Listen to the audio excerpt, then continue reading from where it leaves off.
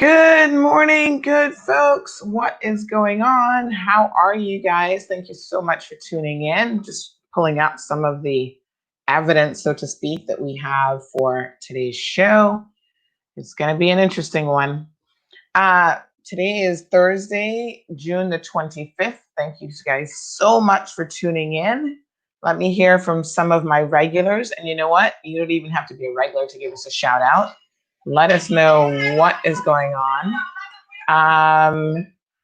There's a lot going on apparently, so we will delve right into it here shortly. Let me just see here. So as you guys noticed, some of us were actually able to finally get to the salon. Can we get an amen up in here, please? We are so tickled pink to be able to get that done. And I gotta tell you guys, it's just like I had so much to do, cut, color, relax. It was just like one thing after the next. And I also took my daughter to the salon. She only has to get a wash and basically condition. And she was like, "Is it time to go yet? Are we ready yet? Let's go." She was just so tired of being at the salon, honestly. Yeah, she's like, "Hurry up."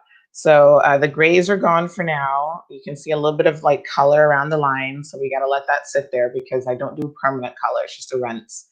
And so, you know, that eventually rinses out of the front area there. So yeah, I had to get the edges cut because they were looking crazy. Now I can actually like comb my fingers through the hair. You know what I'm saying? So those of you who know the struggle know what I'm talking about. So thank you. Big shout out to Rocio over at Capella Salon who hooked me up yesterday. She had all the hard work to do while I sat in the chair and literally was falling asleep. So I was so tired. I was just like dozing off. You know, when you go for like a massage or even just to get your hair done, just having someone else like do that for you, you just get so incredibly relaxed that yeah, next thing you know, you're snoozing. And that was me. Big shout out to Irvelin, who's tuned in this morning. I see Jake says he is here for it. Good morning, Jake.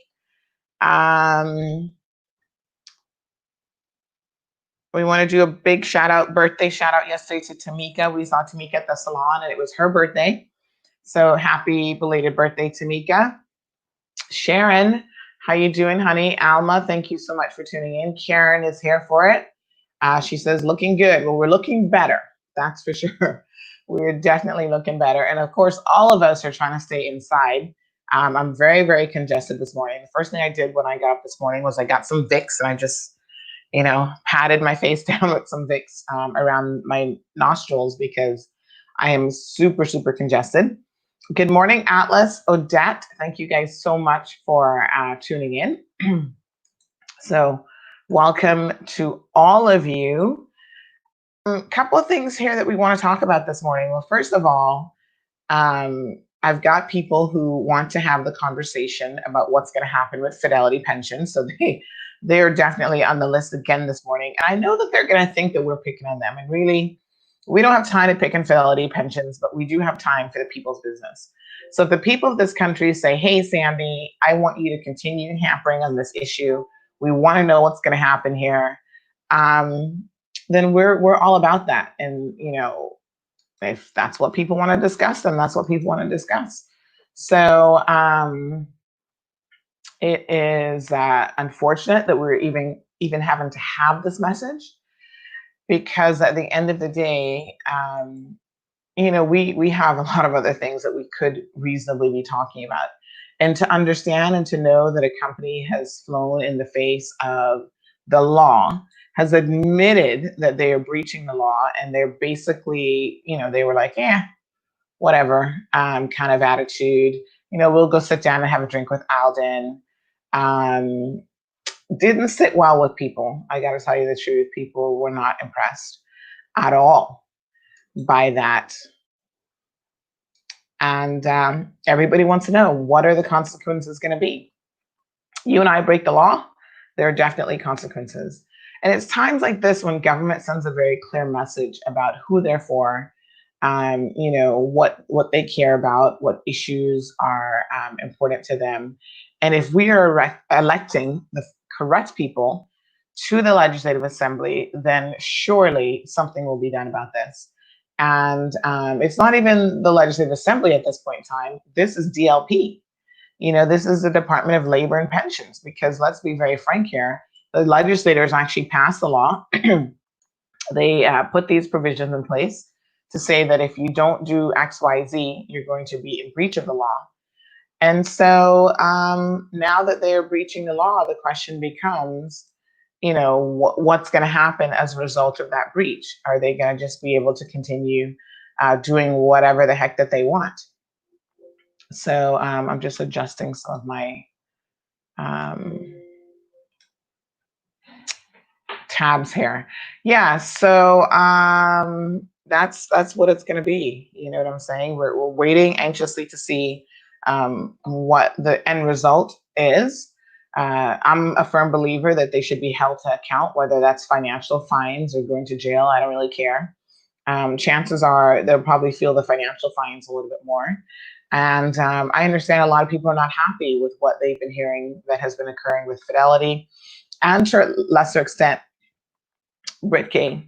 And so people are now making decisions based on their performance of what to do with their pension funds. Some employers are fully intending to move their pension funds from Fidelity and from Britcay to providers that have proven that they can handle not just the day-to-day operations of their respective businesses and pension plans, but emergency situations. And you never know when an emergency situation is going to come up and when something happens.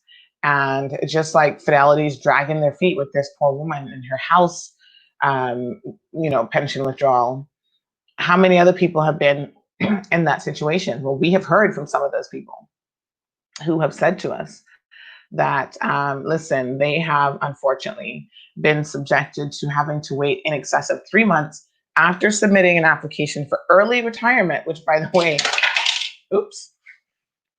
way, is nothing, earth shattering. It's not an emergency, et cetera, et cetera. Back in 2017, when nothing was going on, they had to wait over 3 months for the application process to even begin with Fidelity. So they want us to believe that they are not handling their business properly right now. And somehow this is some sort of anomaly. The truth seems to be that they've not been handling their business for quite some time. Atlas, thank you so much for tuning in. I haven't seen you in a minute. How are you? Atlas is back from university. You guys might remember him and Jevi and a few other people were in quarantine when they came back in, was that May already? April? Maybe that was even April. So the time is moving quickly. Odette, thank you so much for tuning in. Of course, we are in hurricane season, folks. Don't forget it. Cecile, thank you so much. Cecile's tuned in all the way from the UK. Cece says, who hair done up and colored beautifully. Thank you, Cece. Thank you so much. Appreciate it. Yeah, I had to go to the salon yesterday and sit there for a while. Nails are not done yet, so don't ask to look at those. They are looking like dragon claws at the moment. So we still got to get in there and do pedicure. I'm prioritizing a pedicure over a manicure because, to be honest, the feet need a little bit extra help. So I always feel like with my nails, I can just kind of cut them down and they don't look too bad. But the nails, oh my gosh, the toenails, they're in a dire need of assistance. Yeah, so we're slowly getting back to normal. We're slowly getting some of these things done. Cece says she's sick and tired of pensions. She wants to be done with pensions. And I can do damage all by my damn self. Everybody's like, just give us your money already. It's getting a little bit ridiculous now. So Vanessa says, Sandy, administrators don't control retirement applications. It's the NPO. Well, Vanessa, you probably missed that show where we shared that this was a situation where it was already approved by the National Pensions Office. And it was once Fidelity got the application. And in fact, this is such an egregious situation that if you missed it, let me reread it to you because Vanessa obviously missed it. And maybe some others of you missed it as well. And so you may be thinking now that our comments about Fidelity are unfair. But here's what someone sent us over the weekend when we were, some of the articles were coming out and they saw some of the articles about Fidelity. And this is what they wanted to say about how Fidelity treated them over 3 years ago. And the point that I'm trying to make is Fidelity claims that their recent issues are an anomaly, something unusual. They just weren't ready. They've got all sorts of excuses in relation to this. And so I just wanted to make this very clear that it appears that that is not the case from what we are reading from numerous people. So here's what this person said. This person said, but Sandy, CMR has been the source of correct information for many people who needed info on proceeding with this COVID-19 pension matter. CMR has been the guiding light for many people who otherwise would have been left dazed and confused about the process. You certainly set him straight, him referring to Brett Hill, CEO and president of Fidelity Pensions. And you are correct. He came across as being white, entitled, and I felt he was referring to all pensioners when he made that very inappropriate statement about 70-inch TVs. It's really none of his damn business what people choose to do with their money. But I can tell you firsthand that I had an issue with them in 2007 when I decided to apply for a small amount I had there under the early retirement option. I was approved by the superintendent of pensions, and Fidelity delayed my application, despite the fact that the superintendent of pensions had approved my payout and had notified them. Matter of fact, they had not even began to process my application, although 3 months had passed. I reported it back to the superintendent of pensions office, and they immediately contacted Fidelity to instruct that I should be immediately paid and that my application be expedited 6 months since 3 months had passed. When Fidelity staff called to let me know that they had my check ready for collection, I was actually asked to confirm to them in writing that I was no longer working. I told them that they must be out of their minds. The superintendent of pensions had done their due diligence and approved me. So who the hell was Fidelity to be asking for more confirmation?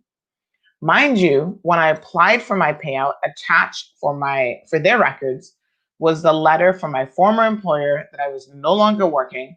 My cover letter stated the same, and they will drag people out until the cows come home. They probably have people's pension funds all wrapped up in their other entities and probably have not been very transparent with their declarations about their pension plan. This Mr. Hill is an ass. He is a prime example of exactly what the Cayman Islands should not have allowed to come here. Set down roots and sit up on a throne. But as always, he's exactly the type that some of us ass kissers welcome with open arms. So for the benefit of Vanessa and anyone else who was unaware of the genesis for my comment about Fidelity in this particular instance, I just wanted to let you know, Vanessa, that in fact, the NPO, the National Pensions Office, the superintendent of pensions had approved this young lady, and they still sat in her application for over 3 months. She had to go back to the superintendent of pensions, complain about that. And then when they finally, got the check done, they still sought to frustrate this individual and delay her application even further by asking, number one, for documentation and evidence that they already had. And number two, it's really peculiar that they need to have that information when the superintendent of pensions would have obtained it and approved it. So there you have it. Odette says the banks are taking out $150 out of your money. Odette, what is that about? What do you mean what are they taking it out for? $150 is a lot of money. Do share and tell us what that is about, because I haven't heard that one, to be honest. Mind you, I bank with CNB, and I haven't noticed anything. But then again, how many of you have actually received your statements indicating what you were supposed to get, and then cross-reference that, compared to what you actually did get in your account? So maybe now, based on what Odette is saying, gosh, is that something else that we need to do? My Lord. It's just like they're just taking from the people left, right, and center. It's like, seriously, what next? You know what I'm saying? Come on, give us a break here. Ay, ay, ay. So we continue to await further details and information about the payout from Fidelity. Brit K claims that they've started. I'm still having people messaging me about Brit K though, so I don't really know what the real deal is there. Good morning, Melita. Yo, thank you so much. Looking better, child, getting there. CC says Fidelity has been a mess, and I think that there is good reason for that opinion. I agree with CC. Corrine, good morning. I'm gonna just move my little camera over just a tidbit here. You guys know, okay, well, I think it's a little tissue in my face. Working on some new stuff in relation to CMR. So we're coming up on our 3rd anniversary next week.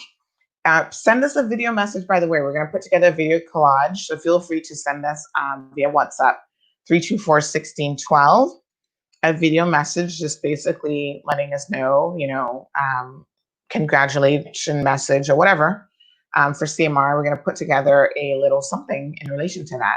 So we're very excited. 3 years went by really fast, and we're going to talk about that coming into next week as we celebrate our anniversary. We hope to have some giveaways ready for you guys. So make sure that you stay tuned. Corrine says, good morning. Hair looking nice, Sandy. Thank you, Corrine, for noticing. Sharon, good morning. Olivia is joining us. She says, good morning, Keyman. Loriana says, hair color looks really great. Now, I got a lot of gray hair, folks. I'm in that age group now. In fact, I think I found my first gray hair when I was like 16 years old. I remember it because I was still in high school, and I thought to myself, OMG, where did this gray hair come from?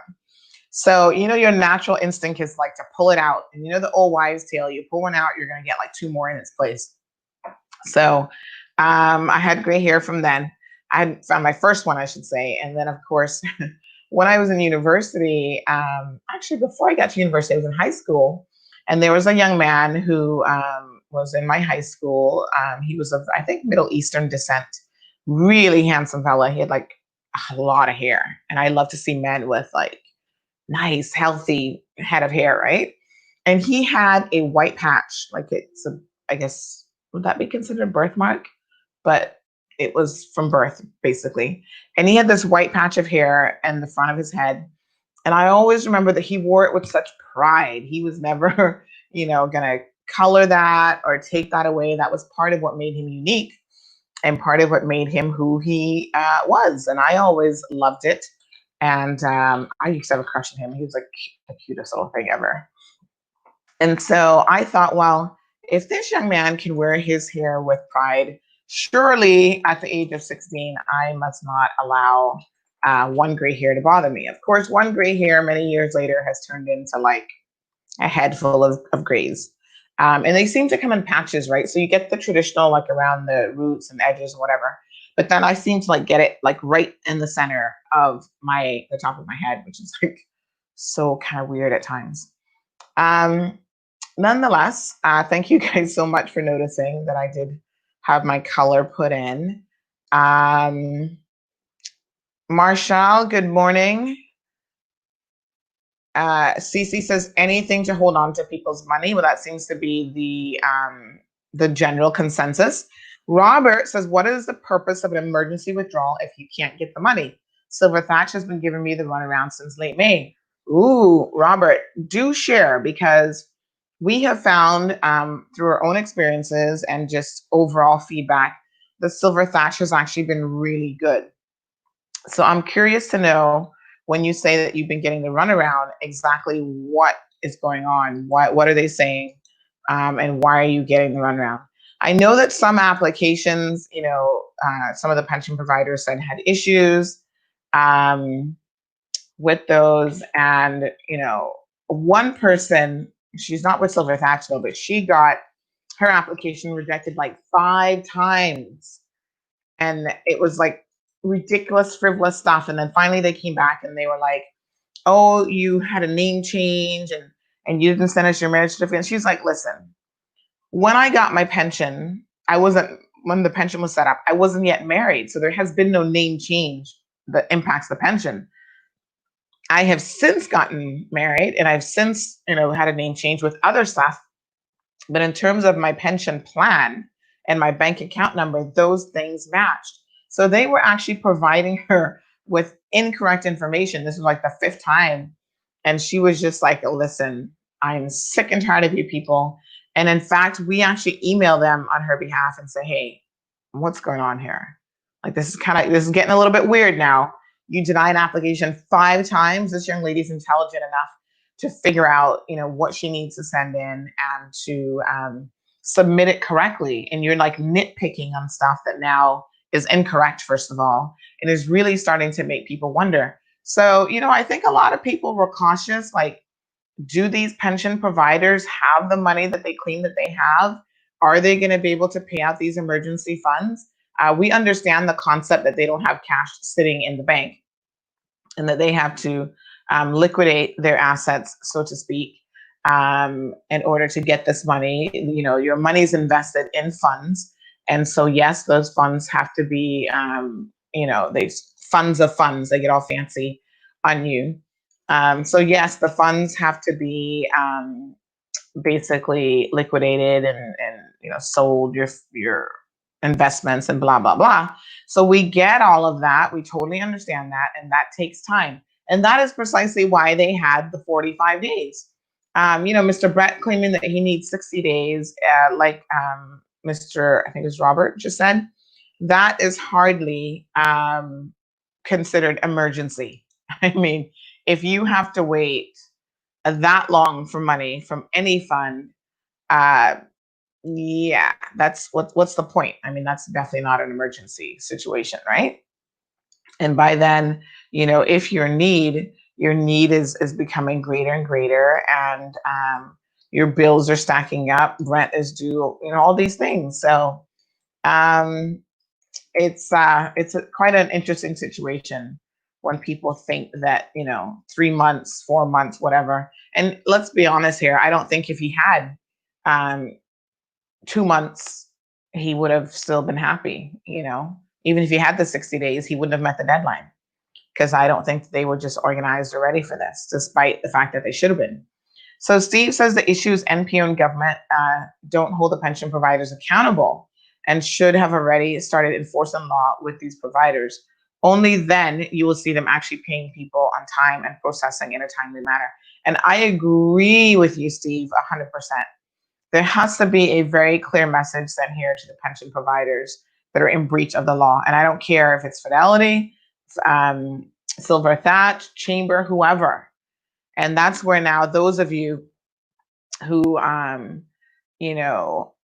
are pension members and have been impacted by this, you need to ensure that your pension providers are doing their jobs. And when they are not, this is where you step up to the plate and you go to Amy Wallinston at gov.ky and you email her and you say, this is how my pension provider has breached the law and I want enforcement. I want something to be done about this. Because God knows if it was anybody else here breaching the law, they would be enforcing it. And they enforce laws against us all the time. So whether it's, liquor licensing law, immigration and business staffing related stuff, business licensing, whatever. If you break the law, there will be consequences. And a lot of times they drag us in court and they make a big spectacle of it. You're arrested, you're charged, you have your day in court, you may or may not be vindicated. And if they can do that to the average person who's really just trying to survive, then surely there has to be some measure of understanding for the fact that the people should all be treated equally, regardless of what your fiscal or financial position is. So you should not get a pass just because you're the president and CEO of a bank. We don't care. You know, the laws apply to you equally. So yes, we will see exactly what happens, Steve. Urelli says a lot of us in office supply have no statements from Fidelity, so they can pay us anything, and we have asked for a statement from a long time. It's unfortunate, but that again seems to be one of the issues that they're struggling with. They claim that that they have some system in place that, you know, I don't know, just hasn't been working or whatever. And now they have to go to an IT company to build out a whole new system. Do you guys know how long that takes? That's not like, oh, build me a system today and it's going to be ready tomorrow. That's not how that works. So I want to see what their next excuse is going to be, because unfortunately, this is not a good situation. None at all.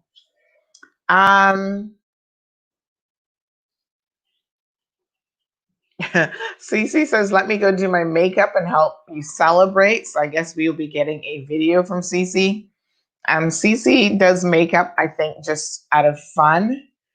And she loves it. And she's actually quite good at it, I must say. And she loves doing her makeup. She used to tell me, I need to come and do your makeup for you. One day, Cece, one day we're going to hook all of that up. Good morning, Louie, joining us from St. Louis, I think, right? If my memory serves me correctly. Cece says, make your husband hear you. Shan, good morning, and thank you for tuning in. Marshall says, I think the runaround is because they don't have the funds to pay out. Well, I think the funds are there. I think we need to listen to what the man said in his appearance. Is he basically said that he doesn't think you guys should be able to access your money. He's made that very clear, that he thinks the government has made a mistake and the government should not have allowed you to access your funds. And, you know, it is what it is. So that's his opinion. So I think he's purposely dragging his feet to just frustrate people. Yeah. Okay. Right. Good morning, Ingrid. Sue says morning. Hair color's looking sharp. Makes you feel like you're yourself again. Thank you so much. And again, big shout out to Rocio at I always forget the name. At it'll soon come to me. Rocio at they actually WhatsApped me about my appointment, so I should definitely know the name. Oh Lord. Well, you guys know I said it earlier. My brain is on pause here at the moment. And also Liz Val, who Liz always does my daughter's hair. Capella. There we go. And my daughter's hair is just, oh, I wish I had her hair. It is so gorgeous. But then again, her hair is so super thick. I mean, she has amazing hair, but it's really thick and it's really long. And I think if you're like me and you have no clue how to handle it, it's like, oh my God, it's a real chore. So thanks to Liz for always, I mean, Liz is so fast. Like she washes it, she conditions it, and 2 little minutes later, she's got all the little twirls coming down and she just looks so cute.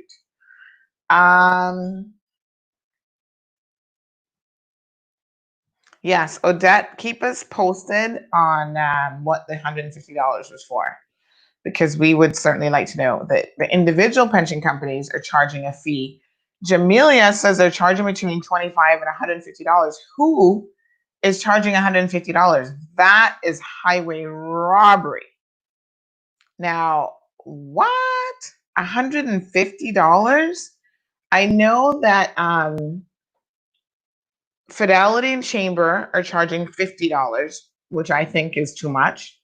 Silver Thatcher's charging $25. So the logic is they were allowed and permitted to charge you directly out of your money, not out of the regular,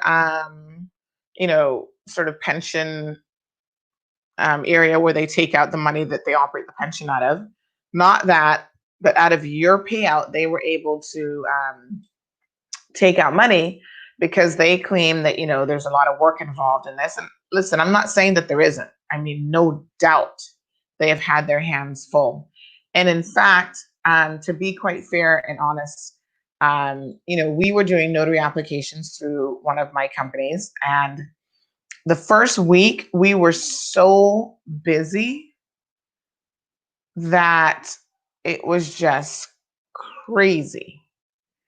And it was like the phones were ringing off the hook. We were trying to do our best to get through to people. So I can imagine, and we weren't getting thousands of phone calls for sure.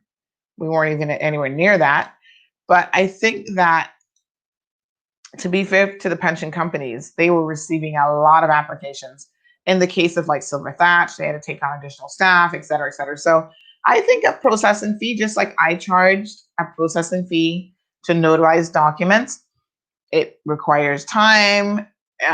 You've got to be printing out stuff, notarizing stuff, email, you're using up your office supplies and your resources. So I don't have a qualm with that. I think where I have an issue is the fact that you got to be fair.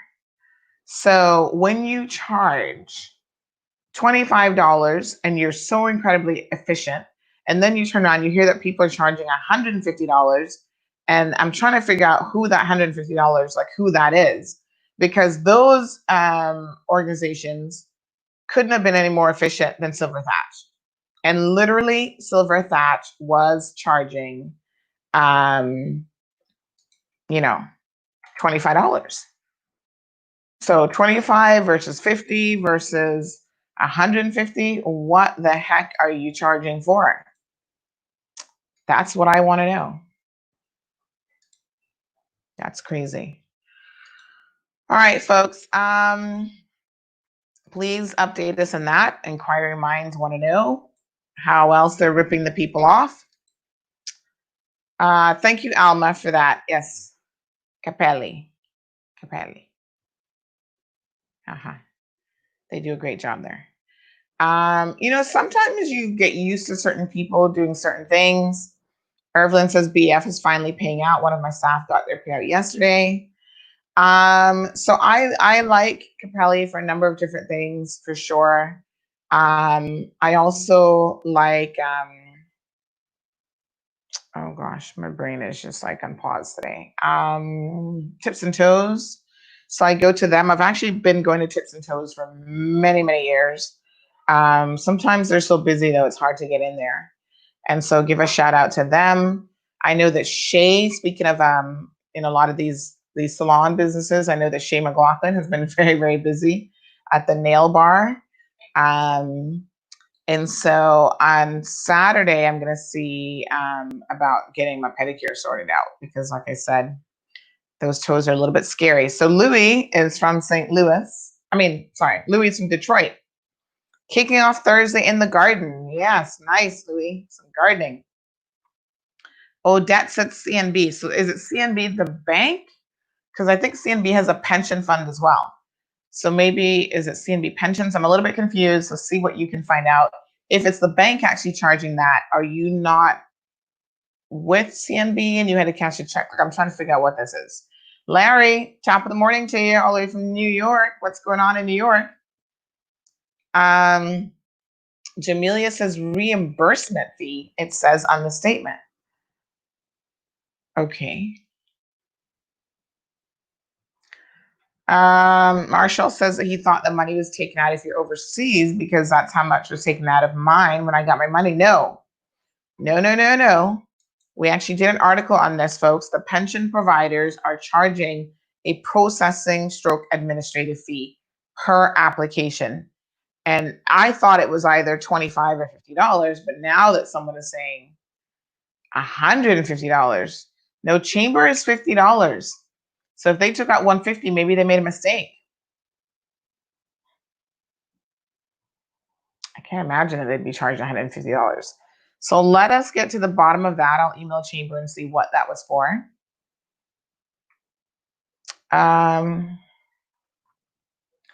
Yes, Ingrid, it depends on what it was for, but there is a processing fee. Okay, so Cece says she wants to see the fight. She's here for that part of the discussion. Olivia says, me too. Jamelia says, you guys hold on, wait. And Yareli says, what fight? What am I missing out on? Listen, it's coming, it's coming. So guys, big shout out to the BMS staff, which is one of my companies, for full and frank discussion here. Still doing notarizing documents.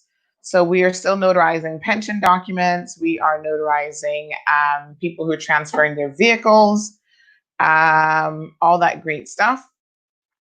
So if you are interested in any of those services, give us a link up on WhatsApp, 926-1213, and we will certainly get you sorted out. We do have a lot of people who are still doing those things. They're selling vehicles, they're leaving, they're, repatriation flights are coming up for Miami and Jamaica. So if you missed that article, please visit either our Facebook page or our website. We've done the article. The schedule is in there. There's a few questions. Celia, good morning. There's a few questions that some of you have in relation to the flight schedule. Someone is saying that they haven't been notified by anyone, although they're on a waiting list. So I think that the emergency travel, like they are starting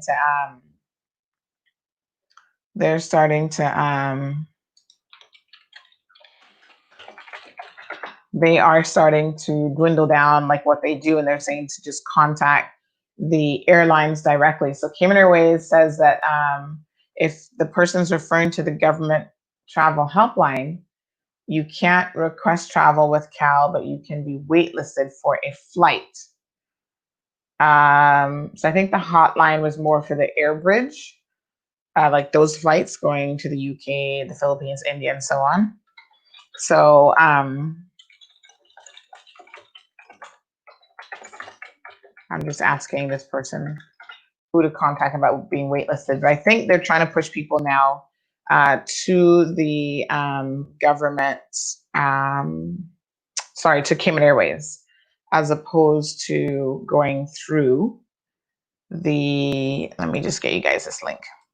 So I've just shared a link in the comment section for business management solutions. Give us a shout out. We're going to be doing some other types of applications here in a minute that I want to tell you guys about.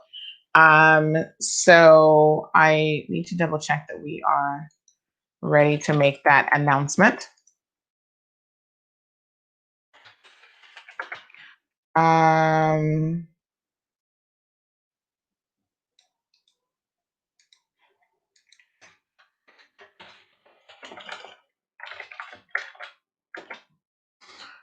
Okay.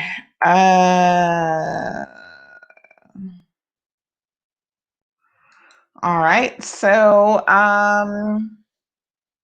let me see here. Right. So we got flights coming up to Miami on Friday. So tomorrow there's a flight that leaves out to Miami. So if you're trying to get anywhere that you can connect through Miami, this is your opportunity now, because they've got flights to Miami on the 26th, the 1st, the 3rd, the 8th, and the 10th.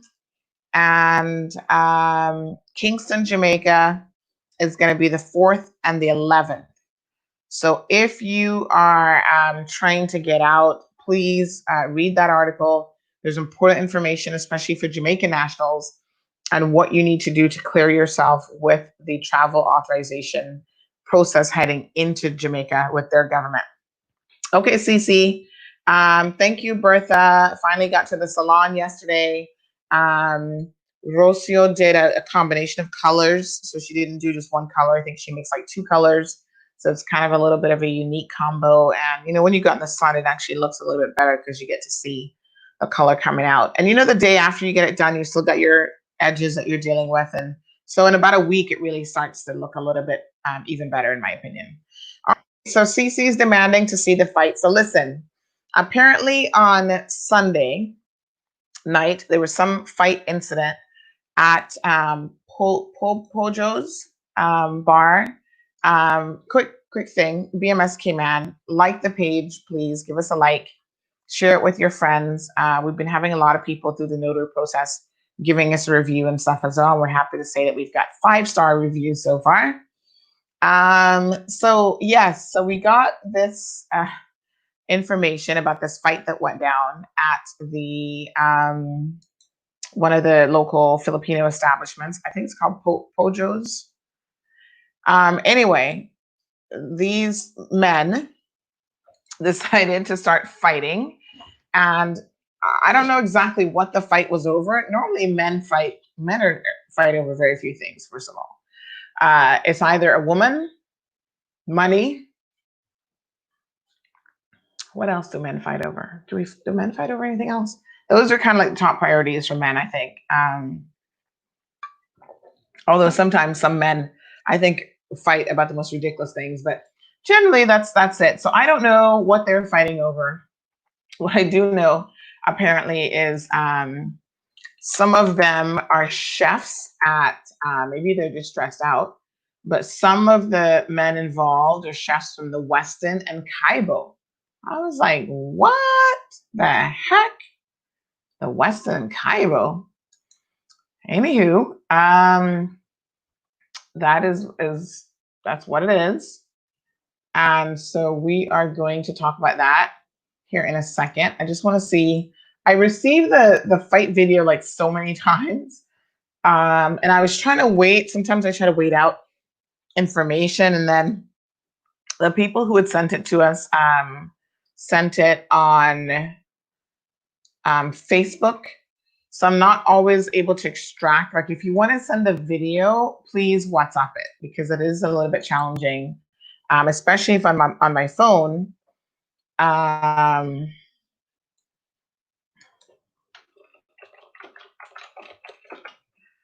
To extract the message. So let me just see here. So there was this fight over the weekend, and all we know is it was at Pojo's. I'm just trying to confirm the name. So this is what we got here. So it happened at Popo Jeb's, Popo Jeb's restaurant, which is a Filipino restaurant on the waterfront. And someone said they're all drunk and disgusting. So this is one person who sent it to us. Another person says Filipino fight at Popo Jeb's on Father's Day night. That's right, because Father's Day was indeed on Sunday. And then another person says 2 hours ago. So this person sent it on Sunday night at 11:33 p.m. So they said 2 hours ago, a group of Filipinos fighting at Popo Jeb's restaurant. And I think they have hold on one second. I want to see. This is actually a slightly different angle. So listen, folks, we got more than one fight video. So just a second. This was quite the thing, apparently. Let me just see if I can get this particular video extracted. Yeah, so it's not easy to extract these things. Some people send it.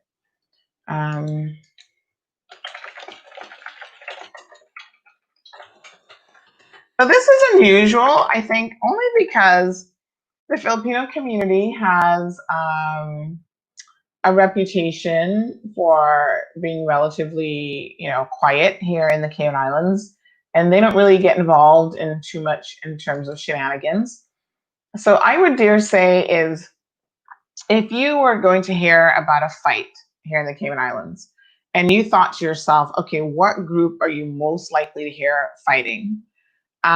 It would definitely not be, in my mind, the first group that comes to mind would be the Filipino community. Quite the contrary.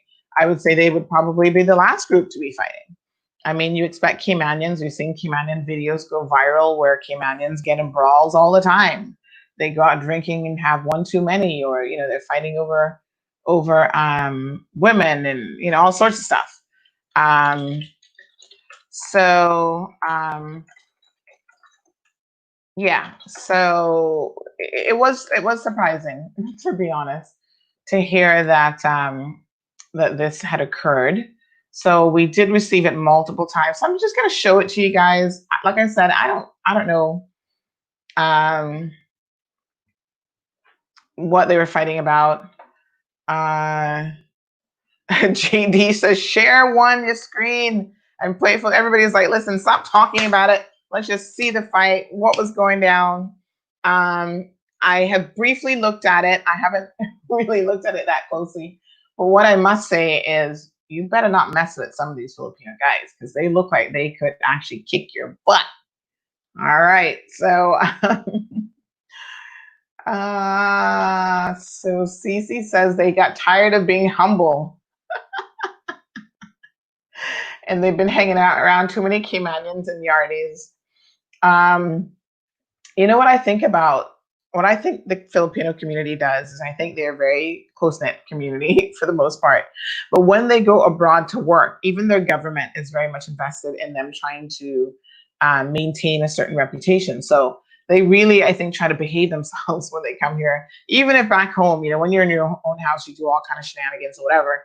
But when they travel abroad, they do this little course with the government, where the government tells them, this is how you behave when you go to the Cayman Islands, and this is what you do, whatever. No matter how ratchet you are back in the Philippines or whatever, you try to behave when you travel. And this is good advice. And there's a lot of people that could learn from this. Be on your best behavior when you go out there. So it's like when you were a kid, your mom would say, listen, we're going to the grocery store. Don't be asking for anything. I'm not buying you anything. You make sure you're in your best behavior. So you got a little bit of a pre-warning on how to behave. And so they go through this expatriation course or something when they're coming out of the Philippines, where they're kind of told these things, right? So CC is saying, I'm going to kick your ass. So let's just have a look at the video here, folks, and see what we've got. And I'm waiting on the other video to come through as well. Let me see. Okay, so here we go. We just got the other one. Thank you very much. Yes, so just give me 1 second here. So these are different videos from different angles. I got to pull this one up so I can download it. So just give me a quick second. And then, yes, I will share them both for your viewing pleasure. I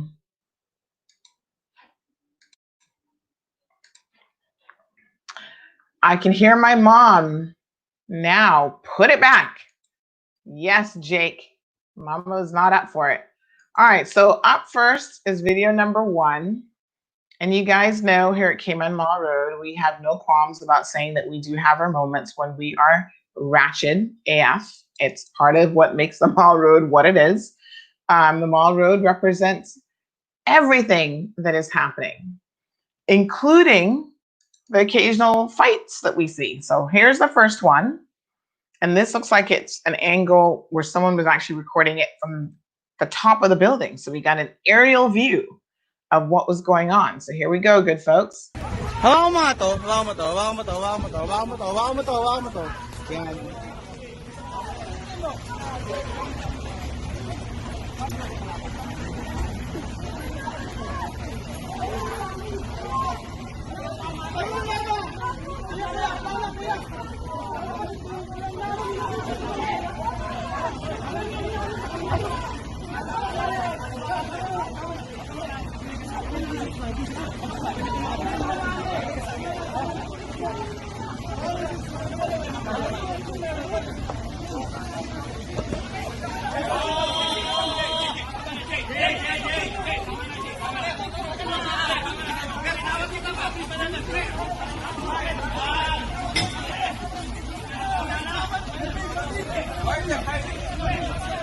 I don't know.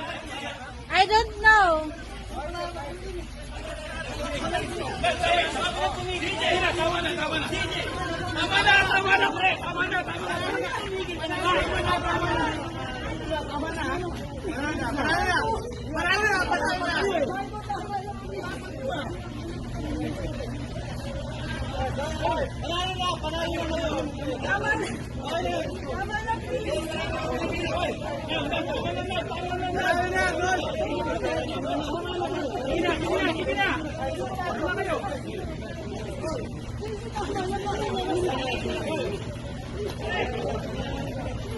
Ay, hindi. Wala pa sila bayad.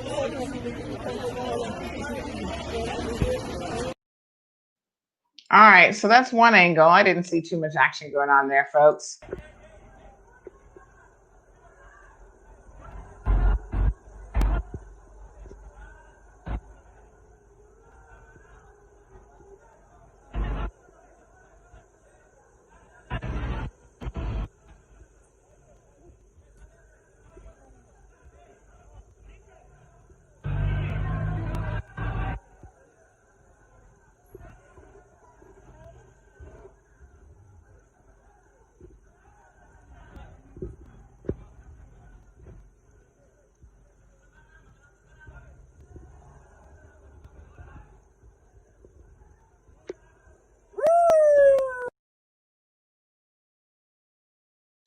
Okay, so there you have it. Wasn't really a whole lot of action, but some drunken people, I guess.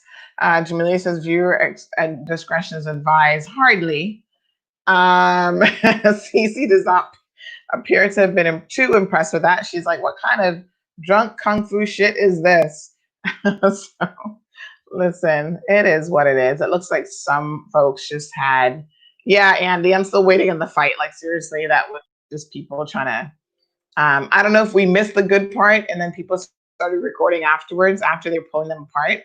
But Cece, you're absolutely ridiculous about high kick chops and bear claws action. That was pretty boring. But you know, people just listen. There are a lot of people who can't handle their liquor, and I think this is really the bottom line. If you drink, don't fight. I mean, relax yourself. Some people are just really bad drunks. Like, you know, they'll fight with a fly when they're drunk. Other people pass out and do all sorts of other things when they're drunk. I have never been drunk in my life. I'm not really a drinker. I don't drink. I don't, you know, I'm missing something, I guess, with the taste of alcohol. Because to me, it's obviously an acquired taste, and I've just never acquired it. Like, it does not actually taste good to me. Dessert wines, they're sweet, so I guess I kind of like those a little bit, so I can have a little sip of that. But I'm just like, yeah, whatever. So yes, yeah, you know what, Sue? Everybody's coming out of quarantine. Sue's like, they can't handle their liquor. Listen, people are coming out of quarantine, and we can say the same thing about Caymanians not being able to handle their liquor, because remember what we saw the week before at the Everglow Bar in where's Everglow Bar? Bodden Town. And it's the same thing, you know, two people acting drunk and crazy and humping each other in the bushes. Although I must say that in that case, the woman claims that because people were actually very concerned about her, people at the scene contacted the police, people had, you know, a concern. And she basically said, no, it's not what it looks like. I was falling over the wall. Let me show you guys that video, because this story about falling over the wall seems a little bit sketchy to me. I don't see anybody falling over the wall, but you guys can tell me what you see, because sometimes we see different things from a different perspective and a different angle. So let me just see if I can find this one again. But yes, so she said that she was falling over the wall, and this person was attempting to assist her. Now, he was attempting to assist, all right, but I don't think that he was attempting to assist her. He was attempting to assist himself, is what it looked like to me. So let me just see if I can find this one again. And this is just What happens when you get drunk and you cannot hold your liquor? Folks, stay home and get drunk. Because then whatever you do and inside your house, nobody cares about once it's not like illegal and the police are not going to be called on you. So if you want to have a little drunken moment and get frisky or whatever in the confines of your home, who cares? But when you're out in public and you do it, listen, everyone is a roving reporter in this day and age. So everyone is going to record it. And you know what they do? The first thing they're going to do when they record it and get something is send it to CMR. So that's the nature of what it is. So if you don't want to end up in CMR,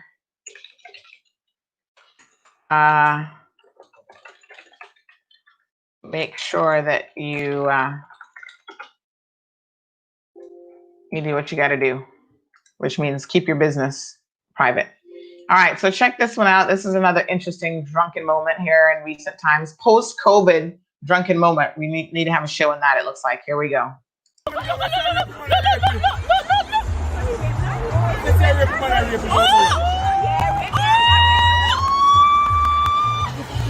my God! My phone, no good. I got my phone this morning. That's right. Get that! Oh, you taking off your shirt? Get your toss, you out, yeah? How are you, honey? All right, But when I look here. No, man. Oh my God. No, so this thing, yeah, my youth here block me. It don't look that she not look like she's down with it. I don't know. That's why he's saying too blood. She don't look like so she's down. I wonder. She looks like she's down.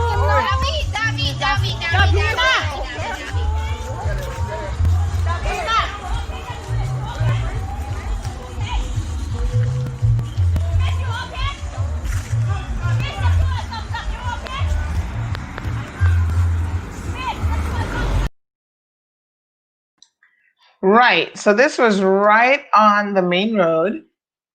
There were people who were very concerned about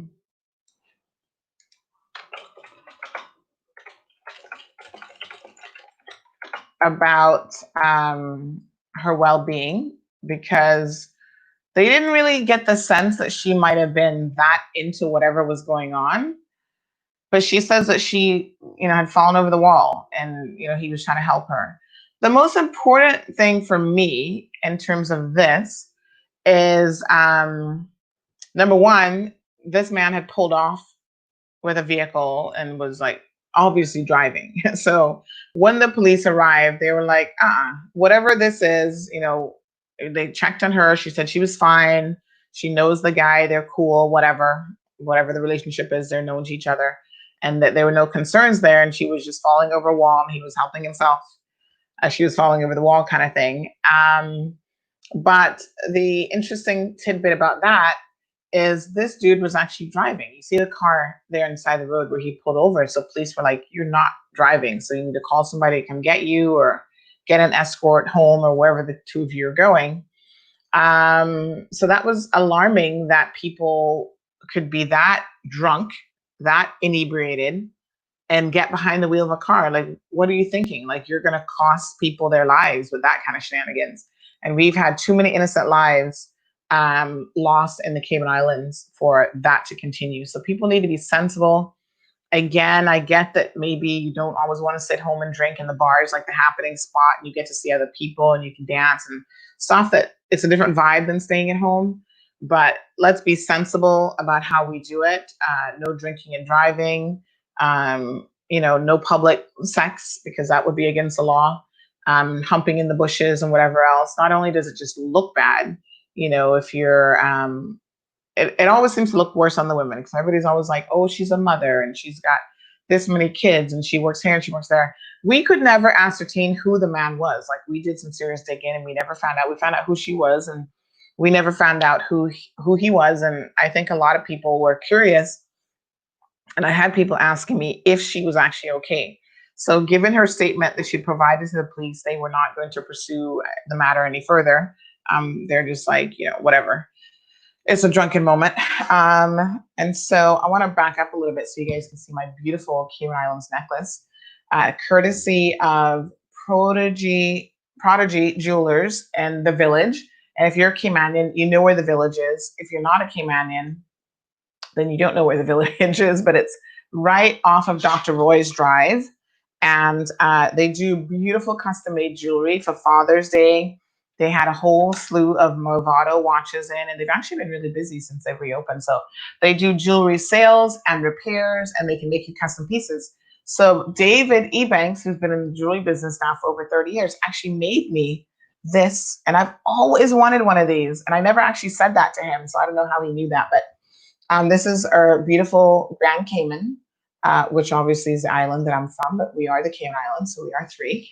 But this is Grand Cayman, and then the thing that I love about this is actually has, I don't know if you guys can see it, but it actually has the coat of arms and like part of the flag in it, which is a little bit different because most of them are just like a solid thing and some have diamonds, whatever. So this one is pretty cool. And then you can get the back engraved with whatever you want.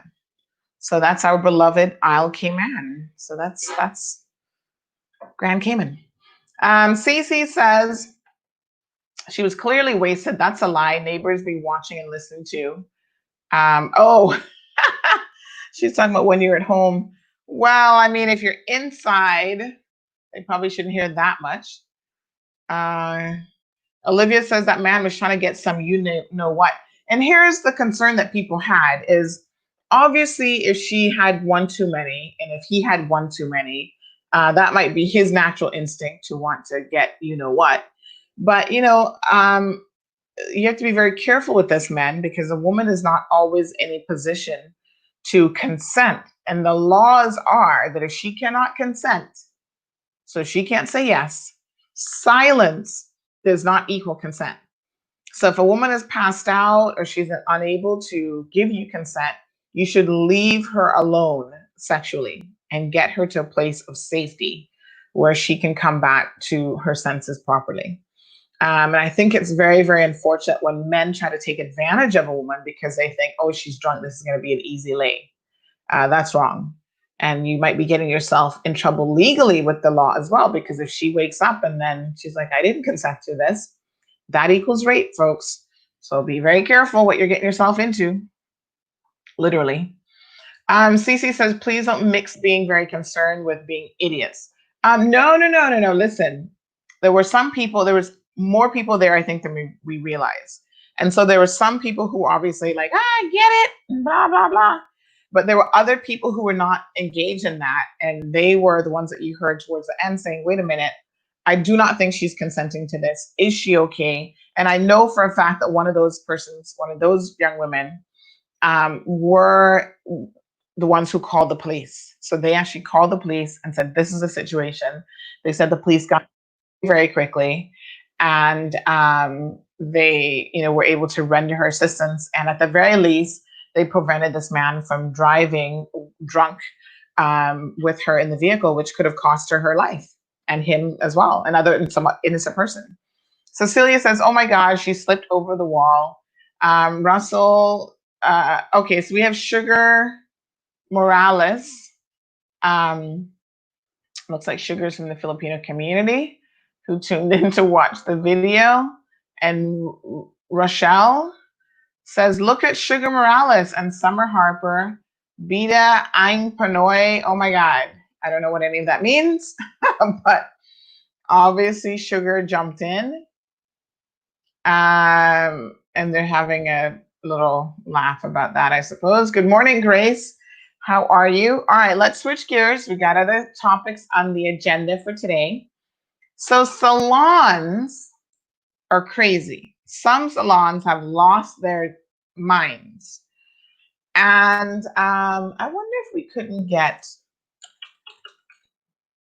let me see here. If we couldn't get someone on the line.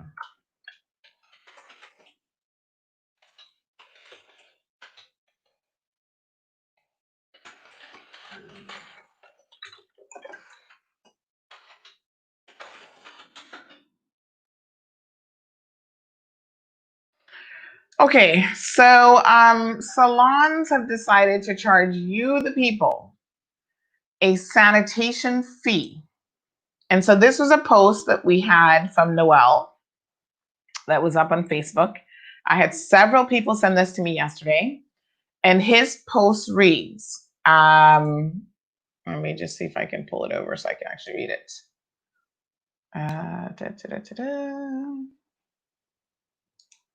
Okay.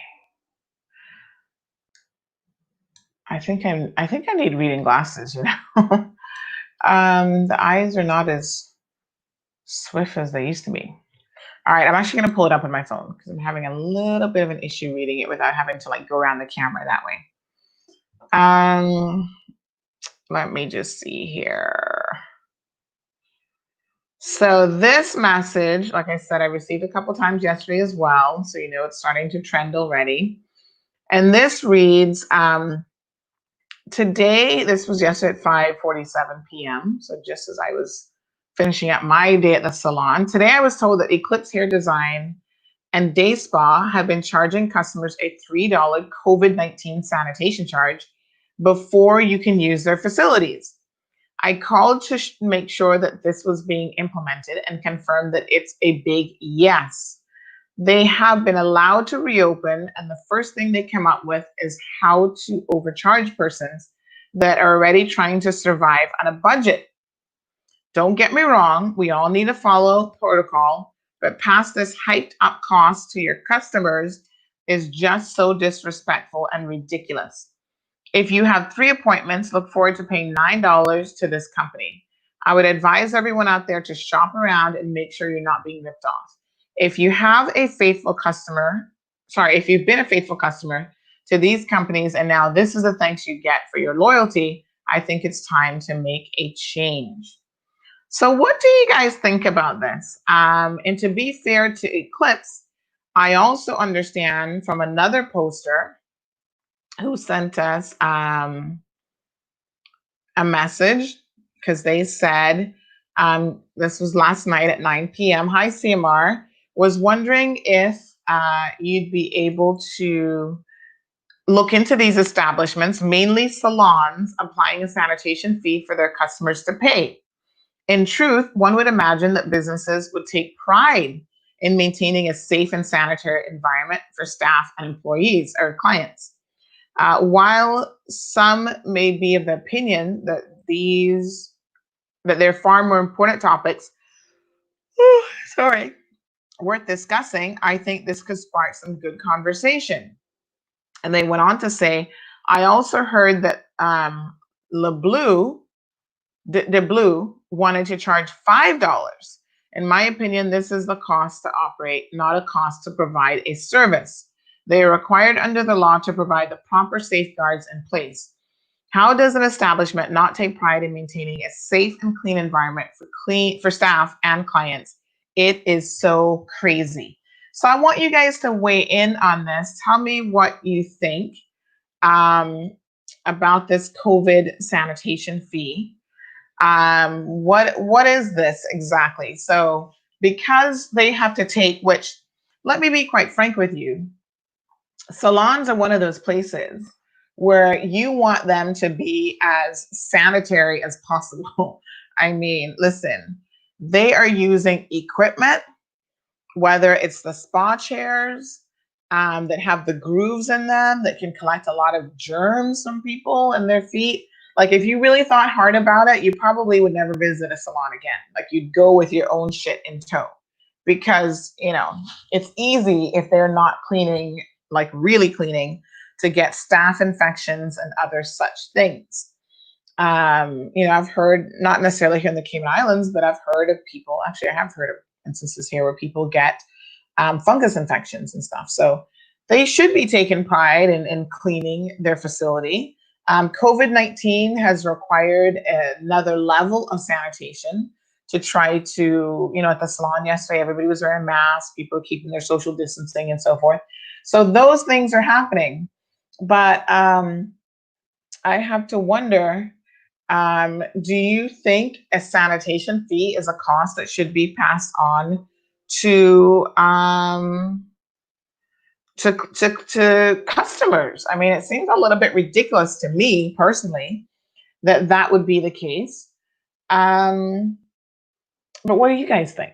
Passing on a sanitation fee, $3, $5, where does it end? Because again, it's their legal requirement. Well, they should be maintaining their place to the highest standards anyway. The only thing that I can see happening here is when a client is finished with like a chair or other areas that they've touched, you clean it immediately before maybe you're waiting until the end of the day to clean it. But a sanitation fee? I don't think that that's right.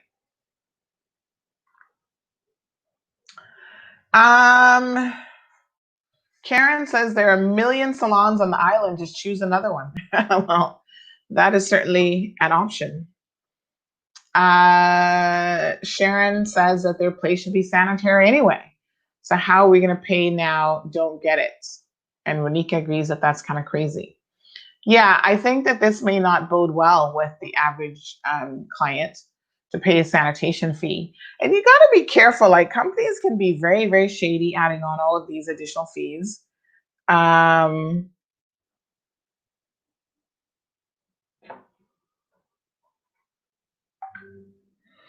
You know, there are companies who, when you use your credit card or debit card, they want to tag on a 5% fee or add additional thing, which I think that that is actually against the code that they sign to use to accept MasterCard and Visa. That goes against their agreement. So if you have companies that are doing that, you should report it to their respective banks, whoever their banking institutions are, so that they can know that, because people in Cayman, they make up the stuff as they go along and they just want to do whatever it is that they want to do. So yeah, a sanitation fee. I'm not feeling a sanitation fee. I think people need to pay those things themselves.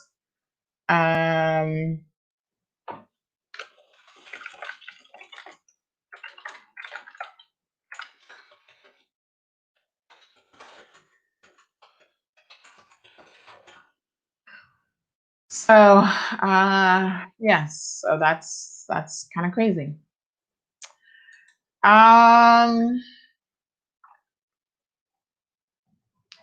Sue says, why put on extra charges for sanitizing these salons, and lots are charging it? This isn't right. No way. We pay enough as it is to go. So we have to go pay for sanitation fee to then pay to support their business. Yeah, it's kind of rubbing me the wrong way as well, Cindy. I just don't get it.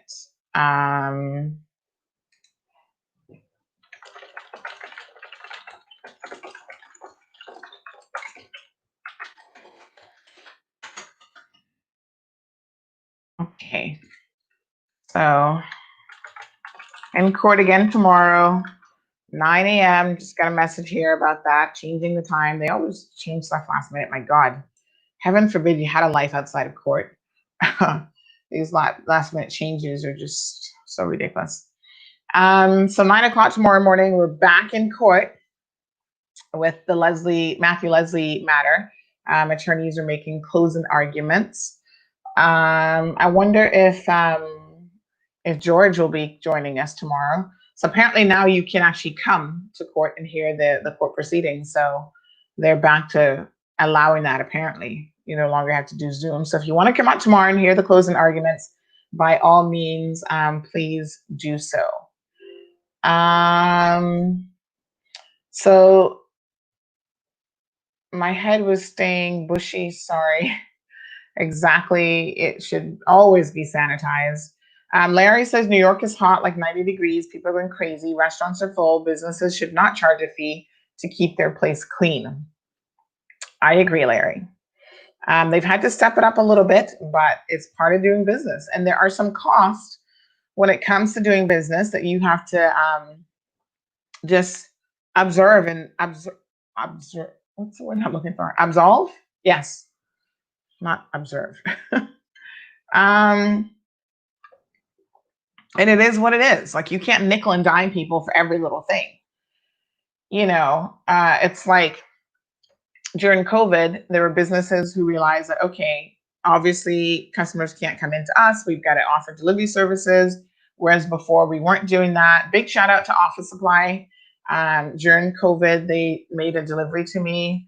They actually came to my home all the way in Lower Valley, and you guys know that they're all the way on West Bay Road, and they delivered my goods at no charge. That's good customer service, and they know that at the end of the day, they are in the business of providing office supplies. So if that means during a time like COVID, when people can't come to them, they offer the convenience of delivery, and they did not charge for that. And I thought that was fantastic. So Noel has jumped in, and he says that post was from his page, and he will stand by what he posted. And I'm curious, Noel, you said that you verified the information, you call them. What did they say when you asked them, like, what is this all about? Like, what was their response? We can call you in WhatsApp if you want, but I'm just very curious to see kind of, what they said. Getting some photos of the water this morning and the sky.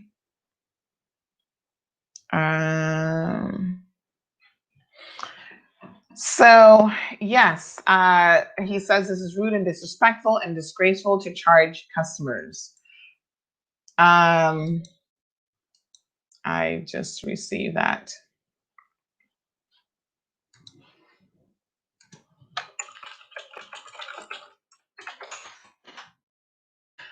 So yeah, I think the resounding opinion here is do not charge your customers a COVID sanitation fee or whatever the heck you're calling it. Doesn't make good sense. And people have too many choices. Like to me, during this situation, COVID-19, everyone is hustling, and your hustle better be strong. I mean, we see restaurants opening up outdoor spaces, like taking over the parking lot to have an outdoor space to be able to accommodate the restrictions, which are no indoor usage right now. Eventually we'll phase back into being able to go inside. But some restaurants are so small inside that it is literally impossible for them to maintain the 6 foot distance between tables and whatever, because they were a small space to begin with. So they can't space people out. So a lot of them have gone to using outdoor space, and they've had to do all of these things at their own expense. And at their own expense, to just draw customers in. But customers have a choice. Let us be quite frank and honest. Salons are a dime a dozen on this island. I have always said that we have, I don't know if this is the correct order, but we have more churches, bars, and salons on this island. Bars and restaurants go together than anything else. Like literally, there's a church in every corner in Cayman. There's a bar in every corner in Cayman, bar and restaurant, and there's a salon in every corner. So when I hear someone says, "Oh, I'm going to open up a salon," I'm thinking, really? Are there that many people on this island that need salon services where another salon can open up? I mean, it's like ridiculous how many salons we have. And so one of the things that sets salons apart is obviously the services that they provide, the level of customer service that they provide. And things like this, charging an extra fee might make some customers think twice. There may be customers who don't care about $3 or $5, but it's not really about the amount of money. It's more a matter of principle. Like, why would you think it's okay to charge your clients a COVID fee when that is part of what you take on, part of doing business? And it should really be in your best interest to keep your staff as healthy as possible, to keep your staff COVID free. So you're not doing this just for the benefit of the customer. So why are you passing the cost on to them? Are you not also doing it for the benefit of your employees? Are you charging your employees a COVID cleaning fee as well? Like, it just seems very, very, very, very peculiar for that to be happening. And so when we all think about what businesses to patronize, I dare say that it's things like this that come into one's mind. Larry mentioned the heat in New York. Sophia Good morning. Thank you so much for tuning in. Cecile says that it's so hot here in the UK. Speaking of hot, give me 1 second. I'm going to tell you guys something about the heat in Florida. The feel like temperature yesterday was over 100 degrees. So hold on 1 second. I want to pull this up. I had a little map here that I was going to show you guys that demonstrates how hot it is. So they were advising people, this was the first heat advisory of the year. And so this was yesterday. So listen to this. Most of Tampa Bay, this is Tampa, hot, hot, hot, is under a heat advisory from noon until 6 p.m. Temperatures can feel like 105 to 110 degrees. Can I just tell you guys that that is crazy hot? Even yesterday, I was saying, of course, I'm trying, it wasn't yesterday, it was actually the day before, because yesterday it was Monday, I'm sorry. I'm trying to stay inside and away from the heat as much as possible. But I was saying to someone, I had to stand outside for a minute. It was more like 15, 20 minutes. And it was so hot outside that I was like, oh my God, I had my water bottle on me. I was trying to hydrate. And it's just one of those things where it is hot out there. Summer is in full swing. Summer is here. I know people messaging me about, oh my God, what are we going to do when we get the next CUC bill? It's going to be killing us. So yes, the temperatures are definitely rising. I see some more of your comments coming in. Janet says, I went to L. Thompson's on Saturday and they're charging $25 for delivery. They didn't used to do that. Are they still charging it, Janet, now that they've reopened? Because I know during COVID, they were charging it. And we spoke to Alti himself about this because we had received a number of complaints. And he basically said, listen, sorry, I think I need to go back to standing up for the show so I don't yawn all the time. He said, listen, we've maintained all of our staff during COVID-19. We've not downsized or let anyone go. So we've been paying, our employees despite being closed and the situation. So yes, we are charging a $25 delivery fee. Now, I would have thought since we've reopened, and I'm certainly going to reach out to him this morning, I would have thought that delivery fee would have fallen away. But Janet says,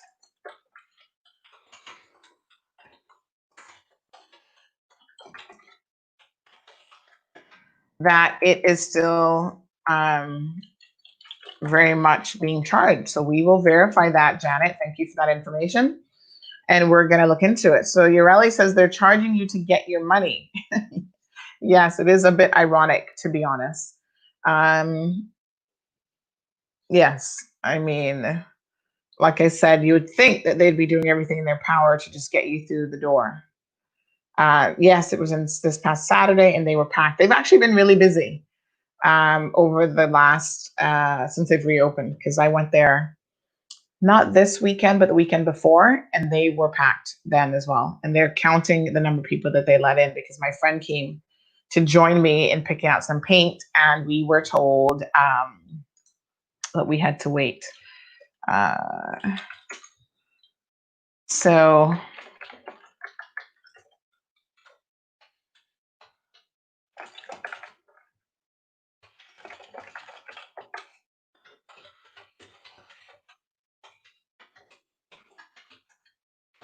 all right, folks. Robert,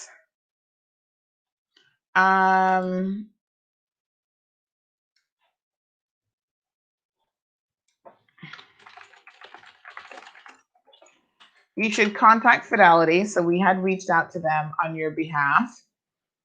Obviously, they can't share any personal information that would breach the confidentiality rules. But what I would suggest you do, Robert had mentioned earlier that he was getting the runaround. They basically said that there was an issue with your application form itself, which sounds like it could be a user error. So you need to get in contact with them, Robert Lee Campbell. Get in contact with Silver Thatch, and they will sort you out and give you guidance on what needs to be fixed and corrected. So they're not giving the runaround. And this is what I like about Silver Thatch. Listen, nobody's perfect. I'm not here defending Silver Thatch. I don't need to do that. But at the end of the day, when you send an email and you say, hey, a customer saying XYZ, what's going on? Or where are you guys at with payments, da, da, da, da, you get a response. That's good customer service. Like, okay, this is what's happening. You know, maybe we can't give you all the details because obviously this client is, you know, they're entitled to have their information be kept private, but there is a bit of an issue with their application form, so they should contact us. This is where you get radio silence from companies like Fidelity. They don't respond. Until recently, British Cayman wasn't responding as well. We finally got an email from them a couple days ago to say that they had updated, you know, they were starting to process checks and so on. So Noel says, well, you have Kirk's and Cox. Find a place that doesn't. But it's true that they're charging. I went to Cox and Kirk's instead, not being ripped off by these people. Yeah, and I mean, there's certain things I think that maybe it's easier to find at different locations. You know, I have not actually been to Kirk Home Center in quite some time. For some reason, I just always pick A.L. Thompson's because I think I just kind of can get in and out, find what I'm looking for. But when I went into Kirk's the other day, I'm like, I need to come here more often because there are certain things in there that I really do quite find that are unique and different products. So yeah, I think the key is to shop around. Thank you for the feedback, Noel. He's running off to a meeting. So yeah, I think shopping around is always a good, smart idea for consumers as well. Sometimes you just find better pricing. One of the things I like about A.L. Thompson's is they have the little price scanner thing set up where you can go around and scan a product and confirm the price. And then what I do, I don't know about you guys, but I've got the Amazon app and I will pull that up, and the Amazon app allows you to scan products as well, right on your smartphone. And so I'm able to confirm, I'm able to confirm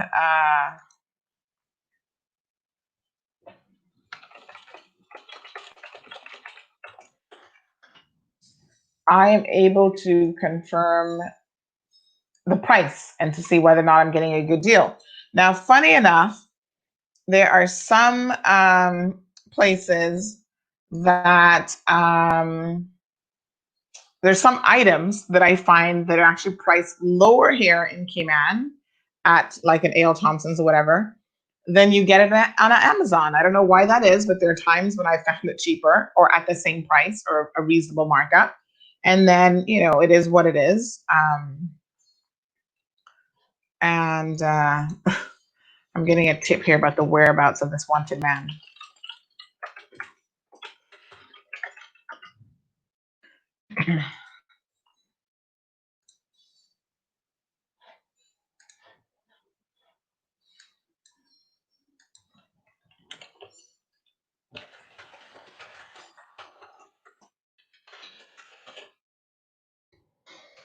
Sorry, guys, I gotta send this information along. Just trying to confirm something here.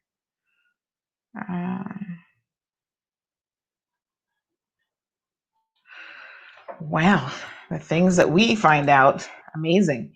Okay, so Cindy says, and not to mention those, you know who of CUC, they're shoving the bills far up in us 3 months and bill clocking over 1,000. I know they're not getting a dime out of my pension. So CC, I'm interested to know, is that $1,000 a month or $1,000 for the 3 months? Ureli says they're killing people. CC says they're disgusting. And of course, CUC maintains that it's not them. They've not done anything differently. that this is a usage issue and you guys are simply using more of your electricity, whether or not you realize it. And so that's what it is. So I don't know. I mean, I did look at my bill and I did see an increase in usage. So, I mean, I can't really kill CUC if I'm using more of their electricity. I got to pay for it. Okay, so CC is saying that's 3 months. Yeah. Okay, so there's been a statement issued by the FDA about hand sanitizer safety. So we've got a little bit, like 50 minutes left in the program. So let us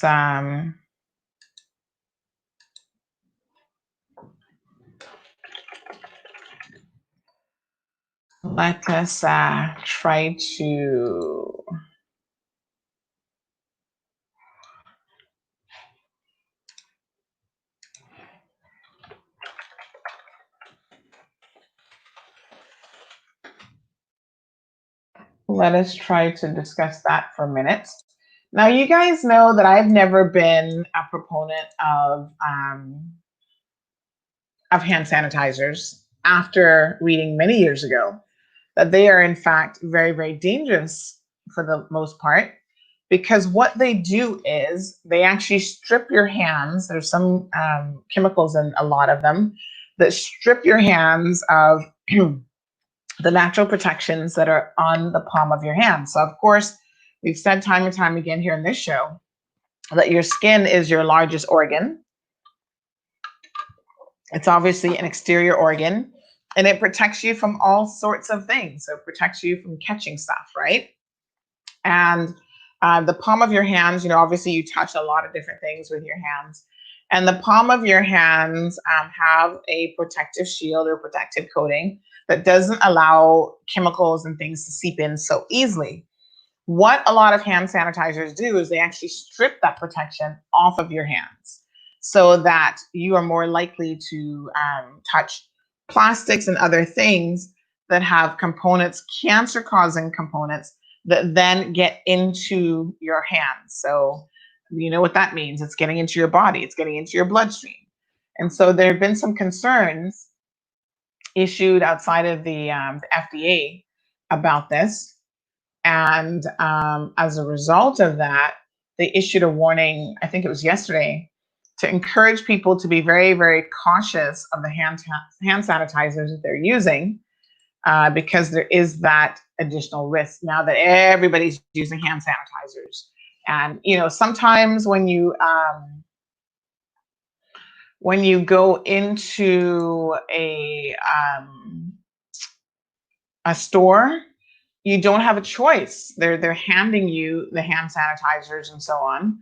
So you don't actually have a choice of accepting that from them. Although I'm of the opinion that you should have a choice. And if you travel with your own bottle of whatever's in it, you can just decline their offer to use their hand sanitizers. And they're spraying down the carts. And so I kind of feel like if COVID doesn't kill you, the hand sanitizers probably will. I mean, it's just that kind of, we've gone to like that level of extreme. And I'm not saying that we shouldn't. And obviously, when you're out and about, you want to wash your hands. But it's kind of interesting because if I go grocery shopping, for example, and I'm running my errands, especially when we had the name system in place, which has now fallen away. But if I'm running my errands, it's like every single store that I go into. So if I go into 4 stores in an hour or 2 hours, 4 stores are like spraying me down. I'm just like, geez, peace. Give me a little bit of a break here with the spraying. And so I've always been hesitant because of what I know about hand sanitizers to allow them to, I'm like, spray the cart and don't spray me too much kind of thing. Janet says Uncle Bill's is a smaller store and they did not charge curbside pickup. Glad they look out for the people. Janet, do you think that they have an argument when they say that, listen, they are a larger store, but they also kept more people employed in the economy? So does that make you feel any better about the $25 fee? Like, do you feel like, okay, I'll pay that if I know it's helping people keep their jobs? I'm just curious as to how people look at these sort of situations. And what do you think about that? Because that's part of the argument anyway that they've used. So talking about heat and temperatures, here we go, folks. This is Florida, Tampa area, Brandon, 105. North Port Richey, I think that is. Is that North Port Richey? Northport, 105. Sarasota, Bradenton, St. Petersburg. Lakeland is felt like over 100 yesterday. Oh my gosh. Super, super hot. Sebring, Frostproof. Some of these areas, you know, I lived in Tampa for 15 years, and some of these areas, I swear, must be new areas because I don't recall hearing all these names previously. That's kind of interesting. Like, I don't know, this Wachala, is that new? And new meaning like in the last 20 years, because I've been gone a minute. Arcadia sounds a little bit familiar. Winter Haven, of course. Haines City, not so much so. Lakeland, of course. Wesley Chapel, of course. North Port Richey. And then there's a North Port something else at the bottom that I can't see. Hold on, let me take my banner off. North Port Venice. No, that's North Port. So there's a North Port and then a Venice. Huh. I swear that these are new areas because I don't recall. Cayman Marl Road is celebrating its third. Oh, my apologies. I just hit the wrong thing there. Okay, folks. In the States, they have, I tell you what, people always find a way to be innovative and to make money. They now have opened in Aventura Mall, and your Aventura Mall is supposed to be so posh and whatever. They have now opened a COVID-19 store. Listen to this. It's a COVID-19 essentials store. Somebody's going to make money off of this as usual. And so this one, here we go. Let me see here.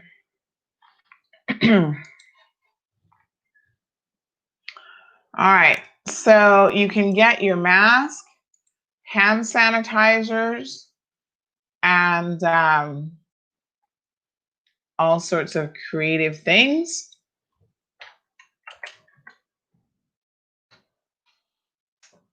Let me see here. So this COVID-19 store is rhinestone mask, $9 hand sanitizers. Imagine that. So this is paying a premium price for these goods. It says that under new city requirements, you need to be wearing a mask, although neither these rules or security seem able or interested in deterring maskless people from wandering around the mall.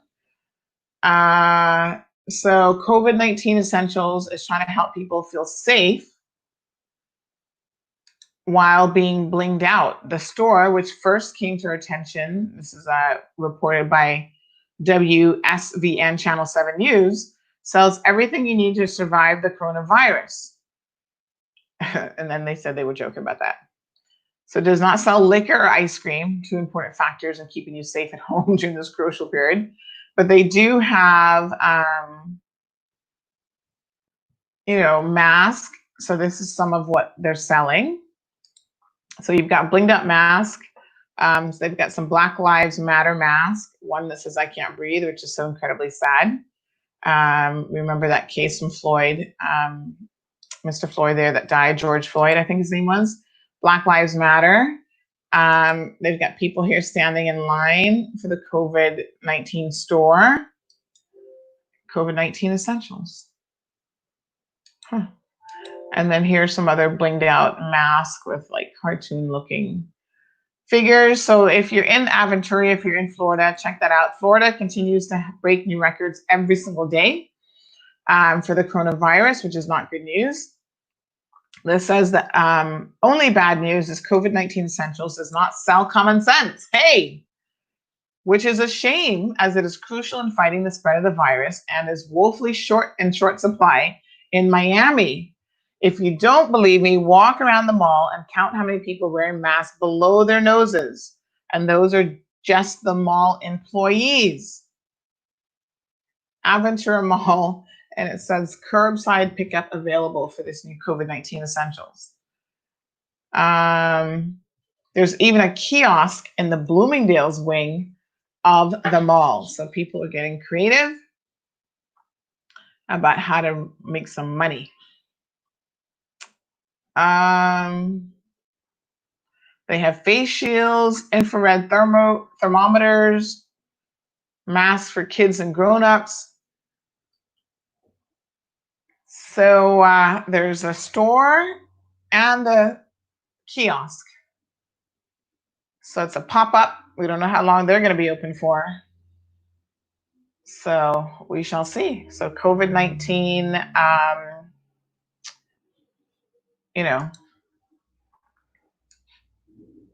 store. Let's talk about what else is going on in Florida, because many of us actually do live in Florida. So again, new record high numbers of COVID-19 cases as of yesterday. The governor of Florida was having to discuss that story as well. So Florida and much of the US continues to struggle with the COVID-19 situation. They reopened too soon. And like this said, people are simply not exercising good common sense. And so as a result of that, there has been an increase in the numbers of infections, not just in the US, but across the world, really. So Elaine says that it's always estimated bills. They can never come and read the meter.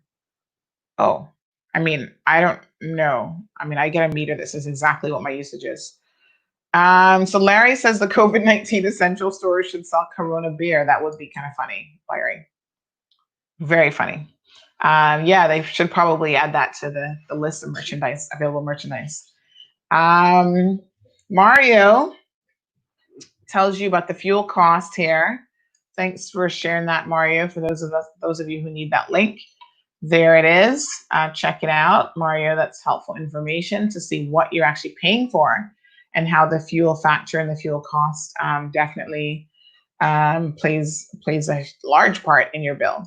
So this Saharan dust storm has meant that the Mosquito Research and Control Unit, MRCU, is not going to be spraying while this dust is out there, because there's a heightened risk of, the conditions interfering with their spraying. So that is understandable. So they don't want their spraying material to then bind to the dust, is what they've said. And it becomes less efficient in controlling the mosquitoes and probably causes other issues as well. So they're going to halt. And that's too bad, because the mosquitoes are out with a vengeance. On Monday, we got bitten up alive. So they are out with a vengeance. So folks, check out that story as to why MRCU will not be spraying at the moment. So I guess you need to stay inside for more reasons than one. Stay inside because of the dust plume that's out there, the Saharan dust plume. Stay inside because the mosquitoes are going to eat you alive, which is not good. And so those are some very important reasons why you may not wish to venture outside of your home at this time. Okay, let's see what else is going on. Folks, don't forget, send me your videos for our anniversary celebration coming up next week. The governor has also announced that the Royal Navy teams who were here, as you recall, they came during the whole COVID-19 thing, have now left the jurisdiction. So Governor Roper said on Tuesday He was thanking the UK Defence, in particular the Royal Navy, for their support over the last couple of weeks.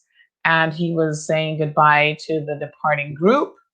The RFA Argus arrived in Grand Cayman on May the 4th, and they were deployed to bolster support to the RCIPS while some of their helicopters were undergoing maintenance and potentially do training exercises, etc., as hurricane season was getting all geared up.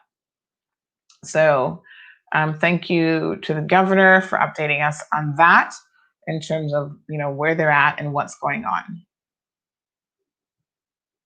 And we saw their Maryland Wildcat helicopters. I saw them on Saturday coming in formation. It's very amazing to see those types of aircrafts. Very, very cool. Larry wants to know, how does dust travel 5,000 miles? It's going to travel more than that, but it's the same thing with a hurricane. You know, it's like it pushes it out, and the troughs just carry it all the way across. So I think it was yesterday or the day before, we talked a little bit about how this happens, because there are some conspiracy theories out there that think that this is actually a man-made thing, about how humans can create and impact the weather and hurricanes and stuff like that. I must say, we don't impact the weather as much as you think. I mean, the things that we do to impact the weather, we're not that concerned about, which is screwing up the environment, releasing chemicals into the ozone and, you know, all that kind of stuff. But in terms of us actually creating a storm, that is not as easy as you think. So yeah, the wind basically picks it up and kind of runs with it. I'm trying to see if I can find something. It's been called a Godzilla dust cloud. And it's being said to be the most significant one in like 50 years or something like that. So I reckon it happens all the time. It's just that it doesn't happen to this extent. So this is the most significant one since the 1970s. And yes, this unusual thick cloud of dust, which is whisked off of the Sahara Desert by storm-related winds on June the 14th, is traveling and moving along the Gulf of Mexico, Texas, Louisiana, and so on. So that's where we're at with that. Lots of interesting videos actually about how this happens. And if you go to weather.com, they have some information on it as well. That certainly helps you to understand. So it says, while you may not have heard of it before, the Saharan air layer is what it's called, is a typical summer phenomenon. And there's a lot of buzz this week about the advancement of what they call SAL, Saharan air layer, a plume of dust from the Sahara Desert in Northwest Africa. And it's made its way across the Atlantic and could impact people all the way Washington, D.C. by this weekend. And so, yes, it happens. It moves from east to west across the desert. The dust forms a 2 to 2.5 mile thick layer in the atmosphere. And following the winds, it then moves out over the tropical North Atlantic in waves every 3 to 5 days. And the dust is light and can easily be carried thousands of miles. So people, activity typically peaks from late June to mid-August and then reaches the Caribbean destinations like Puerto Rico and Jamaica. The impact can be dramatic, to say the least, and I've shared some pictures like before and after kind of pictures. Yes. And they've been talking about, especially in Puerto Rico, the fact that there's some days when it happens, you can't even go out. So we are directly in the path of this plume. It's dangerous for people with allergies and asthma. With the dust comes pollen, microorganisms, bacteria, and even insects. Ugh. And she said, do not wash your car. With all the dust, cars and everything outside can be covered. Wow. And of course, we have seen it in all of the surveillance imagery. You can go online and Google it. You see the dust on the surveillance imagery. It's amazing. So yes, it's coming over the Caribbean and its path. From there, it's forecasted to surge north. And this story, was in Washington area, and it said, while it's unusual or rare for it to reach the Washington area, they'll be tracking the possibility for Saturday and Sunday that it could indeed be going that far. And by then, it has less of an impact on their air quality index. But because we're kind of like in the line of fire, it definitely impacts us. So again, it does have the added benefit of disrupting tropical storms and hurricane activity because it pulls the moisture out of the air. So dusty air has about 50% less moisture than the surrounding tropical atmosphere, and the strong mid-level winds act against the tropical cyclone internal structure. So that's good.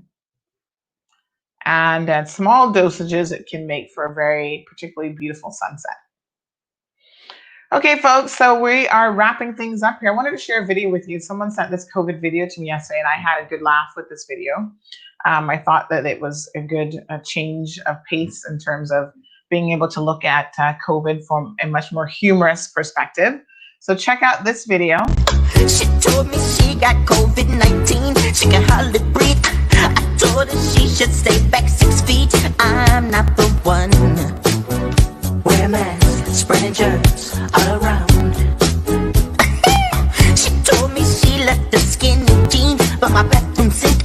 I said, girl, wait, don't touch anything. Put on some gloves. People always told me this COVID's just a flu, and the news just spreading lies in our hearts. And mother always told me, don't wear just one glove, baby, you should wear two. But the virus comes for you. Hey, hey, hey. COVID-19 has been discovered.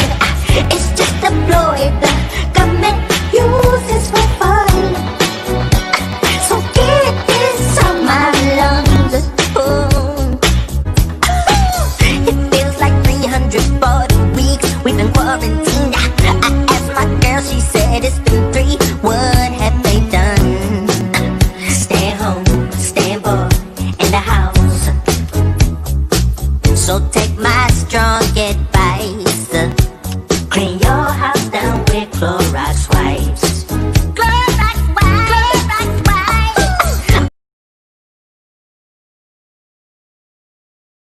Okay, folks, that was super funny. I loved it. I just shared it on our page. Give it a like, comment on it. Folks, we're going to go ahead and wrap it up here. I've got a physio appointment today, so thank you for allowing us to be able to get back to these very important things like doctor's appointments, physio appointments. I've got to book one eye appointment. I think I may need reading glasses soon. I'm kind of getting to that age. I think I've actually passed middle age now, technically. But yes, I've noticed lately that looking at fine print is becoming more challenging. So I've got to get my eyes checked. It is what it is, folks. Free HIV testing.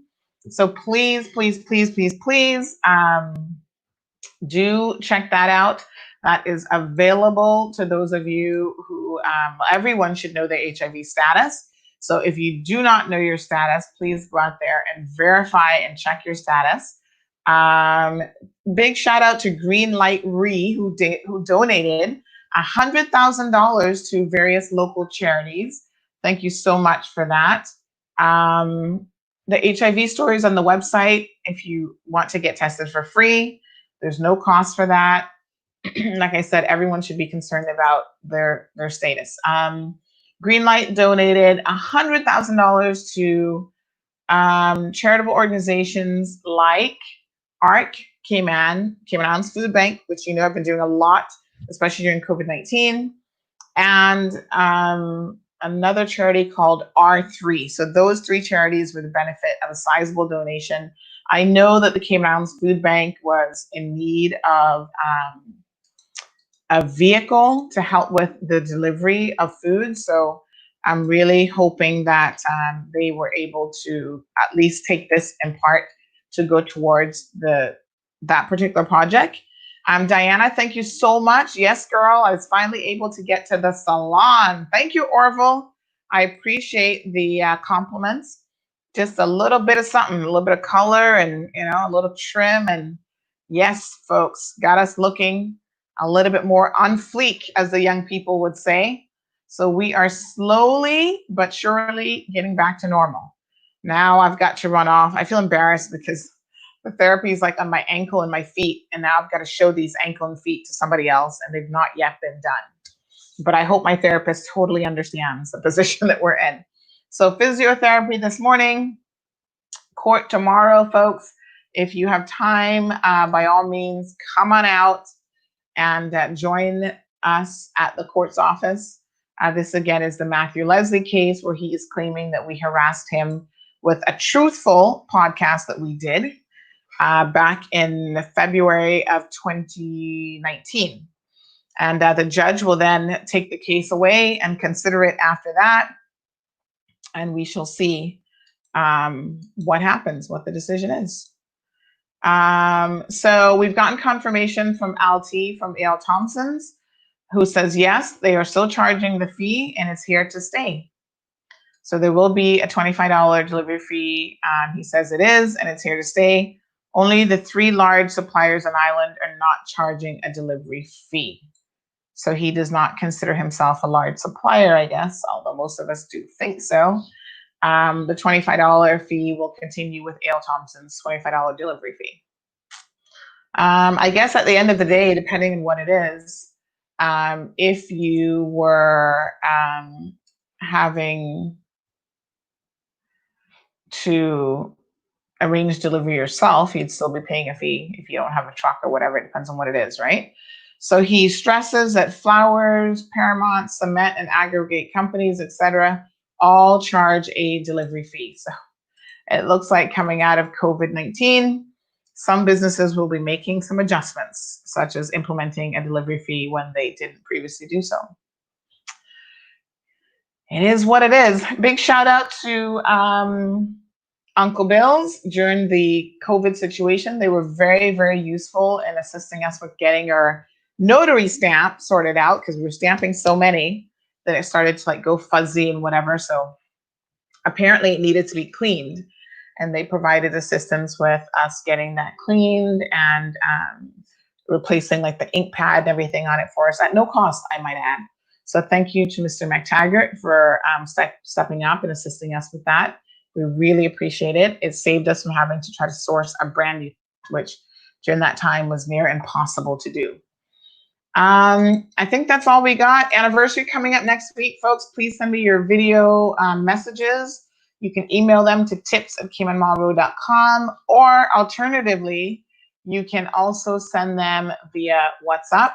So just a big reminder here, if you've got any streaming needs, whether you're trying to access your favorite, Netflix series, TV series from overseas, whatever it is that you're looking for, Roque are your streaming experts. So part sponsorship of this program today is brought by them. Contact them. They are available at 926-1213 via WhatsApp, email, and of course on social media, Facebook in particular. You can find out more information about what they have to offer. Shout out to Miracle Brokers and our other corporate sponsors, Burger King, Popeyes. Can I tell you, I had that Popeyes chicken sandwich yesterday that people keep talking about, and it is legit, like really good. Okay, here's our anniversary video. We'll see you guys, today's Thursday, so we will see you guys this evening for our 7 p.m. Evening segment. So thanks again, everyone, for making making CMR your go-to spot for all of your morning and sometimes evening news. Cayman Marl Road is celebrating its third anniversary on June 29th. In 3 short years, CMR has become a household name and a trailblazer in news and content creation for the Cayman Islands. Taking on the historical name of the Marl Road, CMR has brought it into the 21st century, adding the elements of speed for news that's accessible to everyone. Celebrate with us. Contact sales at CaymanMarlRoad.com to participate in our anniversary supplement booklet and promote your business at the same time. Special features to include the history of the Marl Road.